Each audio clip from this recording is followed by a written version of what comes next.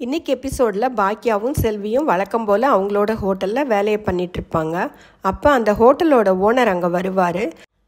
என்னம்மா ஹோட்டல்லாம் நல்லா ஓடுதா, என்னையேம்மா ஃபோன் பண்ணி வர சொன்னீங்க அப்படின்னு கேட்பாரு. அதுக்கு பாக்கியா அந்த கவுன்சிலரும் அந்த ஏரியா கவுன்சிலரும் அவங்களோட ஆட்களும் நைட்டில் வந்து கலாட்டா பண்ணதை அவர்கிட்ட கம்ப்ளைண்ட் பண்ணுவாங்க. அதுக்கு அந்த ஹோட்டல் ஓனரு, இந்த ஹோட்டலை உங்களுக்கு வாடகைக்கு விட்டாச்சு, எந்த பிரச்சனையாக இருந்தாலும் நீங்களே பார்த்துக்கோங்க அப்படின்னு சொல்லிட்டு காதில் கூட வாங்க மாட்டார் அவங்க என்ன சொன்னாங்கன்னு சொல்லிட்டு அவர் பாட்டுக்கு கிளம்பி போயிடுவார். இதை கேட்ட பாக்கியாவுக்கும் செல்விக்கும் ஒரே ஷாக் ஆகிடும். கொஞ்ச நேரத்தில் இனியா பாக்கியாவை பார்க்குறதுக்காக அந்த ஹோட்டலுக்கு வருவாங்க. இப்போ பாக்கியாவுக்கு இனியாவை பார்த்தோன்னே பயங்கர சந்தோஷமாயிடும். உள்ளே கூப்பிட்டு வச்சு சாப்பிட சொல்லி கம்பல் பண்ணுவாங்க.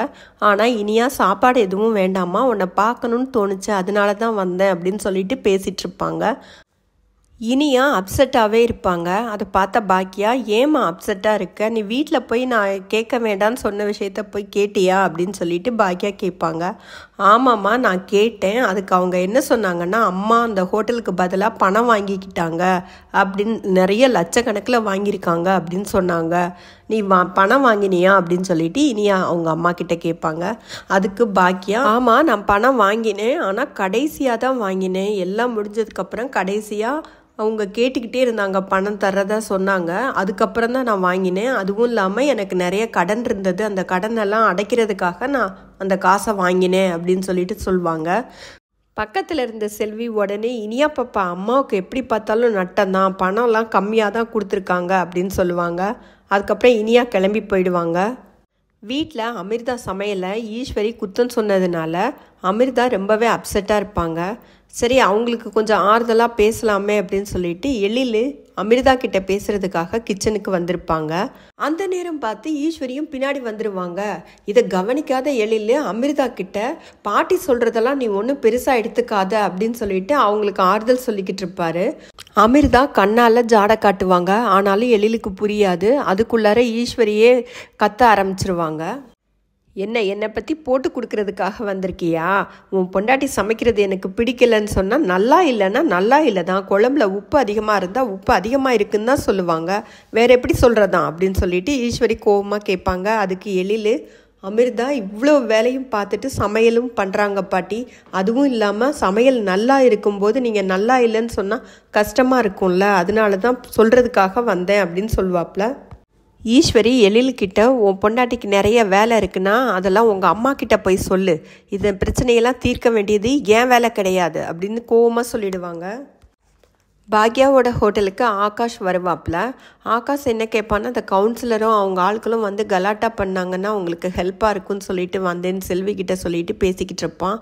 பாக்யா வீட்டுக்கு தேவையான குழம்பு கூட்டு காய்கறி எல்லாத்தையும் ஒரு பேக்கில் வச்சு எடுத்துட்டு அவங்க என்ன சொல்லுவாங்கன்னா, செல்விக்கிட்ட நீ கொஞ்ச நேரம் ஹோட்டலை பார்த்துக்கோ, நான் வீட்டில் போய் கொடுத்துட்டு வந்துடுறேன், ஏன்னா அமிர்தாவை சாதம் மட்டும்தான் வைக்க சொன்னேன், இத்தனை பேருக்கு சேர்த்து சமைக்கிறது அவளுக்கு கஷ்டமாக இருக்கும்னு சாதம் மட்டும் வைக்க சொல்லியிருக்கேன் அப்படின்னு சொல்லிட்டு கிளம்புறேன்னு சொல்லுவாங்க.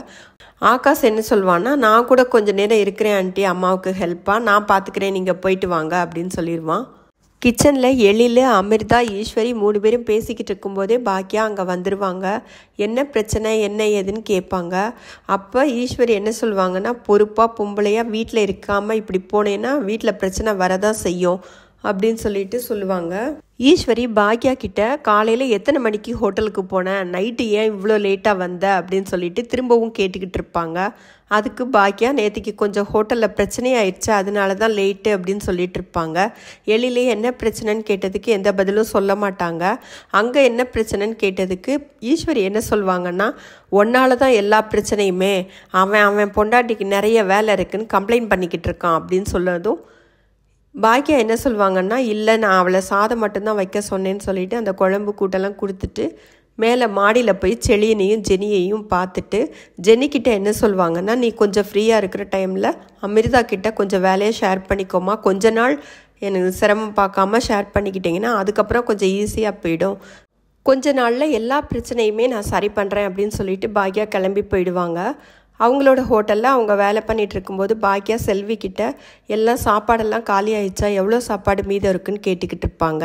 அப்போ செல்வி என்ன சொல்லுவாங்கன்னா, ஒரு 2 பேர் சாப்பிட்ற மாதிரி சாப்பாடு இருக்கும், ஒரு எக்ஸ்ட்ரா சாப்பாடு இருக்கும், அவ்வளோதான்க்கா, நம்ம 2 பேர் சாப்பிட்டோன்னா சரியாயிடும், ஒரு ஆள் சாப்பிட்ற மாதிரி தான் மிச்சம் இருக்கும் அப்படின்னு சொல்லிக்கிட்டு இருப்பாங்க. அவங்க பேசி முடித்ததுமே கோபி அங்கே வருவார். இதை பார்த்த பாக்கியா வாங்க உள்ளே வாங்கன்னு கூப்பிடுவாங்க.